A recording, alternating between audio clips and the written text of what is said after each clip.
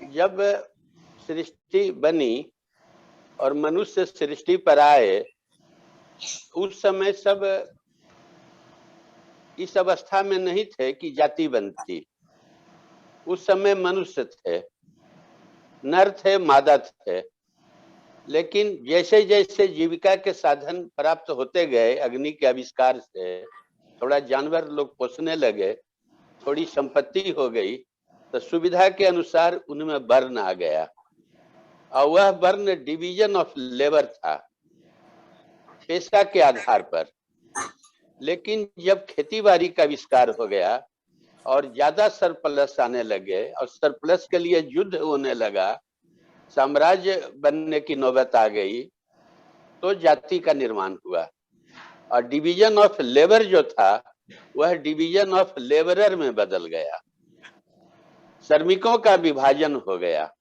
पहले श्रम का विभाजन था। आप ध्यान देंगे, जाति में जितने जातियां हैं पेशा के आधार पर, लकड़ी वाले बढ़ई, लोहा वाले लोहार, पान वाले पनेरी, तेल वाले तेली, सिंदूर वाले सिंदूरिया, इसी ढंग से सब पेशा पर। यही बात को अम्बेडकर नहीं समझ सके, मोटी मोटी किताबों को लिख दिए, लेकिन इस बात को नहीं समझ पाए कि डिवीजन ऑफ लेबर था।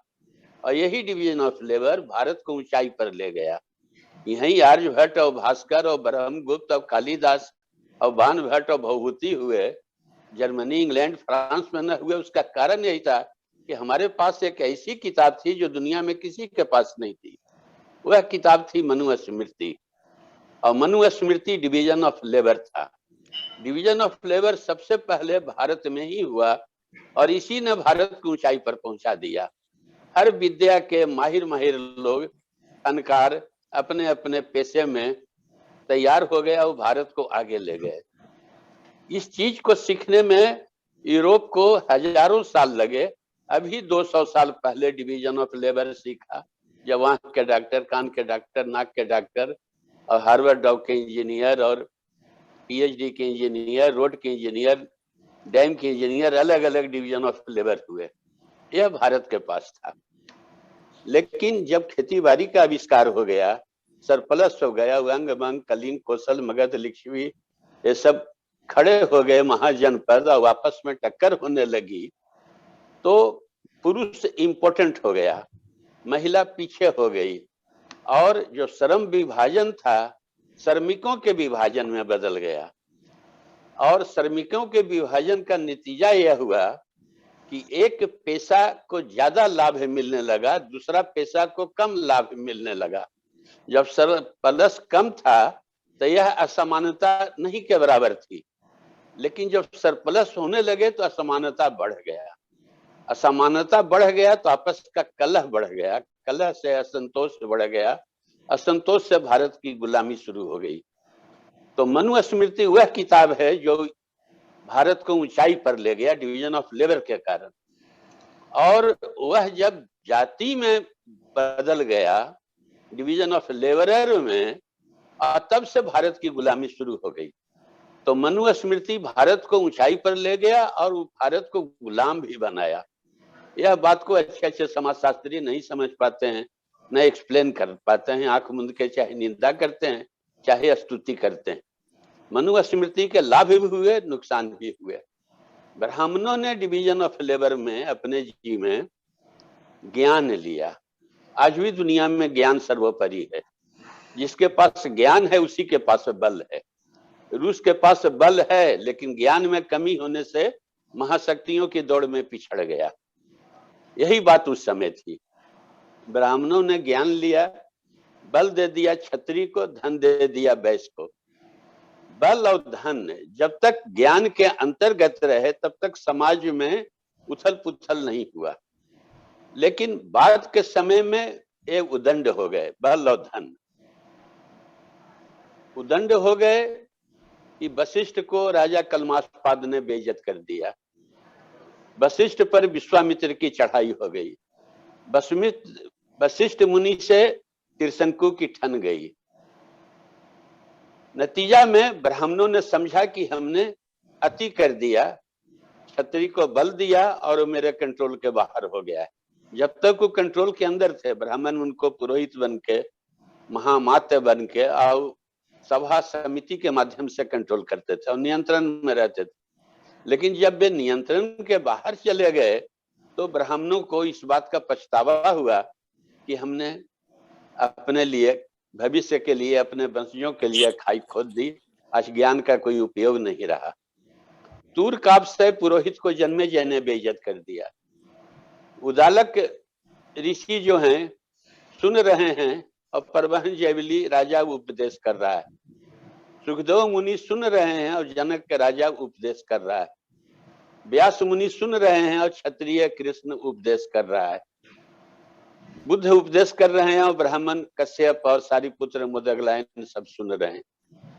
तो ब्राह्मणों के हाथ से दोनों निकल गया। ज्ञान भी क्षत्रिय के पास ट्रांसफर हो गया उपनिषद युग में और बुद्ध के युग में, और बल तो उनके पास था ही। ब्राह्मणों की दशा बहुत नीचे हो गई। और जब जमदग्नि का सहस्रार्जुन ने सर काट लिया तो फिर परशुराम पैदा हुए अन्याय के प्रतिकार के लिए। और परशुराम जब पैदा हुए तो सहस्रार्जुन को मार करके उसका धन छीन करके ब्राह्मणों को वितरित किए और ब्राह्मणों को सिखाए पेशागत परिवर्तन। केवल ज्ञान के भरोसे न रहो, राजत्व भी प्राप्त करो। और परशुराम के उपदेश पर ब्राह्मणों ने अपना पेशागत परिवर्तन किया। आप देखेंगे कि भारद्वाज के बेटा द्रोणाचार्य द्रुपद की आधा राज छीन करके राजा बन गए। यही छतरा अपने लिए, पंचाल द्रुपद को छोड़ दिए। और ये लगातार आप पाएंगे चामुंडा राय, पृथ्वीराज के सेनापति न्याय भट्ट, शेरशाह के समय राजेंद्र भट्ट, वो हमेशा लगातार सिलसिला पाएंगे। और सातवाहन वंश, शुंग वंश, कण्व वंश, वाकाटक वंश, पल्लव वंश, गंग वंश, कण्व वंश सब ब्राह्मण थे और ज्यादा भारद्वाज थे इसमें।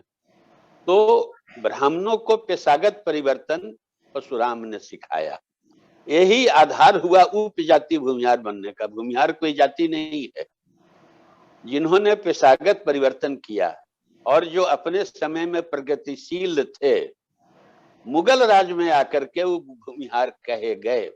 पहले भूमिहार शब्द कहीं भी नहीं, ब्राह्मण ही थे। पेशागत परिवर्तन के बावजूद शुंग, कण्व, सातवाहन अपने को ब्राह्मण ही कहते थे। लेकिन पेशागत परिवर्तन होना शुरू हो गया था। शूद्रक के नाटक मृच्छकटिकन देखेंगे तो ब्राह्मण व्यापारी है। अब बुद्ध के साहित्य पढ़ेंगे तो उस समय भी बड़े बड़े ब्राह्मण व्यापारी हैं और बड़े बड़े खेत के मालिक हैं। तो ये बराबर आप पाएंगे कि ब्राह्मणों ने व्यापार, खेती, युद्ध, हर एक विधा को अपनाया और फिर अपना वर्चस्व समाज पर कायम कर लिया। और क्षत्रियों से जो इनको कटु अनुभव हुआ, तो फिर इतिहास में गौर करेंगे, जो नहीं गौर करते हैं लोग, बुद्ध के बाद ही देश में क्षत्रिय नहीं हुए। कभी क्षत्रिय राजा एक भी नहीं पाएंगे। विदेशी हुए शक, कुषाण, तुषार, या बैकवर्ड हुए मौर्य, गुप्त, मौखरी, चोल, या ब्राह्मण खुद राजा हुए। कहीं भी क्षत्रिय राजा इतिहास की किताबों में आपको नहीं मिलेगा। और फिर 8वीं शताब्दी में विदेशियों को शुद्ध करके अग्निवंश राजपूत आया। राजपुत्र, राजा का जो भी बेटा है वह राजपुत्र है। उसमें आदिवासी चिफ्टेन और विदेशी दोनों को शुद्ध करके अग्निवंश लाया गया। तो ब्राह्मणों ने पेशागत परिवर्तन के द्वारा अपना फिर समाज में आदर सम्मान वापस पाया। तो जो भी अपने को भूमिहार ब्राह्मण कहते हैं, उनको यह बात ध्यान में रखना चाहिए कि भूमिहार वह ब्राह्मण है जो प्रगतिशील है और पेशागत परिवर्तन करने को तैयार है। दकिया नुस पोंगा पंथ रूढ़िवाद प्रगति विरोधी भूमिहार हो ही नहीं सकता है। ब्राह्मणों का वह सेक्शन जो प्रगति के लिए रूढ़ी के विरोध में, पोंगा पंथ के विरोध में जो खड़ा हुआ, वही भूमिहार कहलाए। और भूमिहार से मिलता जुलता जात चित्त पावन, क्षिति पावन, क्षिति माने में भी भूमि होता है, यह है। और आप देखेंगे कि सावरकर, तिलक, आगरकर, विनोबा, जितना गोखले, जितना नाम आप याद करेंगे, राणा डे, सब चित्त पावन ब्राह्मण थे, भूमिहारों से मिलता जुलता। ऐसे ही मोबाइल, ऐसे ही गतिशील, ऐसे ही बहादुर, और हर विधा में अग्रणी, तलवार से लेके, विद्या से लेके, बुद्धि से लेके ऐसा ही महियाल, मही माने भी भूमि होता है, यह भूमिहार का इक्विवेलेंट है, पंजाब में है, जहाँ पर भाई परमानंद और पोरस और राजा महिपाल हर युग में आप पाएंगे ब्राह्मणों में इस ढंग के लोग आए। और त्यागी हैं पश्चिम यूपी में, बंगाल में राठी हैं, स्वामी प्रसाद मुखर्जी राठी थे, और बंगाल में बहुत से जमींदारियां हैं जो भूमिहारों की है। तो भूमिहार शब्द मुगल राज में आया, इसका बुनियाद पड़ गया था हर्षवर्धन के समय। हर्षवर्धन जब अपने भाई के हत्यारे, अपने बहनोई के हत्यारे शशांक को पकड़ने के लिए बिहार आया तो नहीं पकड़ पाया, क्योंकि शशांक अपने राजधानी को बदल देते थे, कभी पूर्णिया, कभी डेहरी के पास बारून, कभी बंगाल में। तो शशांक को पकड़ने में हर्ष असमर्थ हो गया, आमने सामने युद्ध शशांक और हर्ष का नहीं हो सका, और शशांक फिर अपने राज पर काबिज हो जाता था पलट करके। तो हर्ष को किसी ने राय दिया कि ब्राह्मणों में जब तक फूट न डाला जाए तब तक मुश्किल है शशांक को हरा पाना। तो हर्ष ने ब्राह्मणों को जमींदारी दिया, उसका नाम है भूमि अग्रहार भोजी ब्राह्मण सामंत। यहीं से भूमिहार शब्द आया, लेकिन प्रचलन में आया मुगल राज में, लेकिन पद क्रिएट हो गया था हर्षवर्धन के समय। यह गंगा के किनारे जमींदारियां दी गई, हाजीपुर से गाजीपुर, लोग बोलते हैं चरनाडी दुर्ग से लेके, चरनाडी दुर्ग का चुनार कहते हैं, ये गंगा के किनारे भागलपुर तक। तो भूमि अग्रहार भोजी ब्राह्मण सम्मत, और भूमि का अग्रदेव, भूमि का अग्रहार जिनको दिया गया, वैदिक शब्द कोश में नाम है ब्रह्म बंधु। ब्राह्मण तो हैं लेकिन ब्रह्म बंधु हैं, हमारे एसोसिएट हैं, ये पूजा पाठ और सब नहीं जानते हैं, तो ब्रह्म बंधु शब्द आया। मूल से ब्राह्मण है, क्लास ओरिजिन ब्राह्मण है, कास्ट ओरिजिन, लेकिन पेशा दूसरी है। महाभारत में शब्द आया ब्रह्म क्षत्र, ब्राह्मण है लेकिन पेशा क्षत्रियों का अपना लिए। लेकिन उस समय तक भी विभेदीकरण न हुआ, क्लासिफिकेशन न हुआ, ब्राह्मण ही लोग रहे। हर्ष के समय भी बाण भट्ट ब्राह्मण ही रहे, वत्स गोत्र के विद्वान अपने को ब्राह्मण ही कह रहे हैं, मगर बहुत बड़े जमींदार थे। तो उनके कादम्बरी और चरित्र में पढ़िए, अपना जीवनी दिए, और हमने भी उनका जीवनी लिखा है, बृहत्तर ब्राह्मण समाज किताब है। तो मुगल राज में यह शब्द प्रचलन में आ गया, और 300-400 साल पहले से अलग हुए। अब जैसे स्वामी सहजानंद सरस्वती हैं, तिनके पूर्वज भी जुजोतिया थे, भूमिहारों में मिल गए। आप पटना जिला में मनेर के पास जाएंगे तो वो सब क्षिति पावन ब्राह्मण हैं, बिहार में बस गए तो अब वो भूमिहारों में घुल मिल गए। आप जाइएगा धनबाद स्टेट है, गिरिडीह, वो सब भी क्षिति पावन है। विनोबा जब उनके यहाँ गए तो उनको बोले कि मैं भी चित पावन ब्राह्मण हूँ विनोबा, बस वो खुश होकर उनको 1 लाख एकड़ जमीन दे दिए। ये बात हमको खुद राजा साहब धनबाद के बताए कि हमने उनको 1 लाख एकड़ दे दिया, वो हमारे जात के थे, लेकिन भूमिहारों में शादी उनकी होती। श्री बाबू के पूर्वज जो थे वासुदेव तिवारी भूमिहार थे। जो भूमिहार हैं बेगूसराय में चिरायु मिसिर भी मैथिल ब्राह्मण के पूर्वज हैं। वो जन्मपंत्री उन लोग का जो है सौराठ सभा में एक के पूर्वज दोनों के हैं, कुछ ब्राह्मण हो गए, कुछ भूमिहार हो गए, तो सबके पूर्वज ब्राह्मण थे। ये 300-400 साल की बात है कि यह उपजाति अस्तित्व में आई। अब ब्राह्मण का परिचय कैसे होता है, जैसे मैं उदाहरण के लिए अपना ही परिचय से आपको समझा देता हूँ। ये हमारी किताब है बृहत्तर ब्राह्मण समाज, ये ओरिजिनल किताब न है, स्वामी जी के ब्रह्मर्षि वंश विस्तार का एक्सटेंशन है, उसका एक व्याख्या है। मूल किताब तो स्वामी सहजानंद की है, ब्रह्मर्षि वंश विस्तार। जैसे इस किताब में मैंने अपना परिचय दिया है, मेरा वर्ण क्या है ब्राह्मण, मेरा मूल क्या है कावरगढ़, मेरा गोत्र क्या है भारद्वाज, मेरा परवर 3 है, वेद मेरा शुक्ल यजुर्वेद है, उपवेद मेरा धनुर्वेद है, शिखा मेरा दक्षिण है, सूत्र मेरा कात्यायन है, पाद मेरा दक्षिण है, शाखा मांधनी है, देवता मेरा शिव है, और प्रकार मेरा दुमटिकार है, आस्पद मेरा शर्मा है।